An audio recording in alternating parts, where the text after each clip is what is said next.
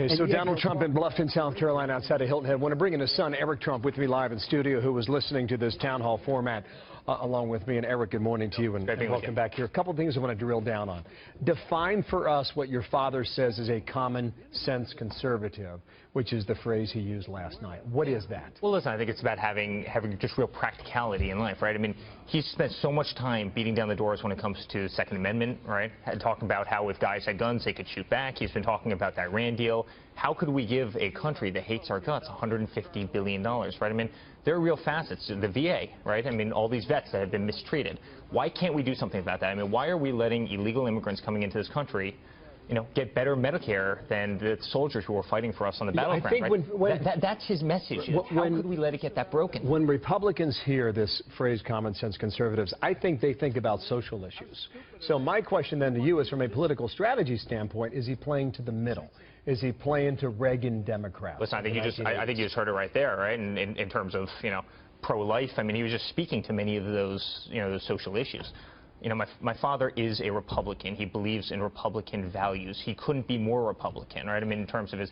But he also thinks that, you know, much of what happens in government just defies common sense. We don't make good deals. We don't negotiate good deals, right? I mean, you have so many lobbyists who are controlling the various candidates. I mean, you even saw what happened the other day in South Carolina, right, at the debate, where the whole room was stacked with effectively big donors, right? I mean, he's very, very, very much against that. He's against the traditional system that's really gotten this country to where we are right now. On that note, on Saturday night, pretty strong words against President Bush. And then on Sunday, he came back and said, I'm not blaming him. Well, which is it? Because a lot of people heard one thing on Saturday night and now something different today. But listen, you have to remember, right? I mean, you've got 7 people up at the stage. Many of them aren't doing well in the polls. They only have one avenue, and that's to attack him, right? I mean, that's what you have to do, right? There's no other avenue. So he was attacked, and my father's a great fighter. That's what he's done his whole life. He fights back. He's willing to punch back when he gets attacked, and that's what this country needs. It really is. They need a country. This country, we need a commander-in-chief who will punch back. But specific on the war and WMD, I mean, Jeb Bush was on with Martha 35 minutes ago. He said, this is Michael Moore talk. Sure. And you know the CIA missed it, but also Moscow missed it, and Paris missed it, and London. All these intelligence agencies around the world said the same Bill, thing. I don't think there'd be many people out there who would tell you that going into Iraq, in hindsight, was a good move, right? I mean, we spent trillions of dollars there. We have so many vets who came back, you know, wounded with bad PTSD, with real problems. Right, we spent 10 years there. We got shot up. Our military was depleted. We spent trillions of dollars. I think, in retrospect, playing Monday morning quarterback for a second, if you could go back and you had to make that decision again, you probably wouldn't have gone to the Middle East. It destabilized the Middle East. It caused a hornet's nest. I mean, I don't think many people are pro that war. I think it was a bad decision. You know, again, it's easy for us to sit here and say that, but it wasn't a good decision. Political theory here, and tell me if this strategy is right or not.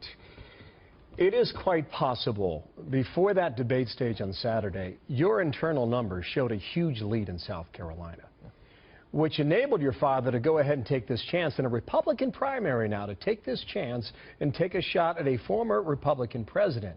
And if you do that effectively in South Carolina, 48 hours before he appears on the stump for his brother, you effectively, in a national campaign, remove that issue from Hillary Clinton, who in all likelihood, if he is the nominee, will face. Listen, what do you think about that? I think it's great conjecture. I mean, I think what really happened sitting there front row as I was, you know, he went to debate. Everybody had to attack him because he's the clear front runner. I mean, there's new polls out today where he's 22% up in South Carolina and Nevada, which is next Tuesday, as everybody knows. I mean, he's doing incredibly well in these states.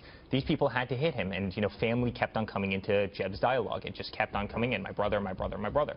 Clearly, my father's been pretty vocal that he disagreed with the Iraq war. He called it before we went in there that he disagreed with the Iraq war. He said we shouldn't go in. He said if we did go in, we should take the oil. You know, and so I just played into, you know, his whole message the entire time. He got attacked and he defended himself, saying that the war was a mess. Just back to the question. You call it conjecture, but is it true? Is it true? Was that the strategy? No, honestly, I don't think that was a strategy. I think he got attacked and he was willing to fight for himself, and that's what Trump will do time after time. Got it. I'm out of time. Thanks for your time today. Hey, Bill, right? appreciate it. Eric Trump, great being with you as always. Thank you.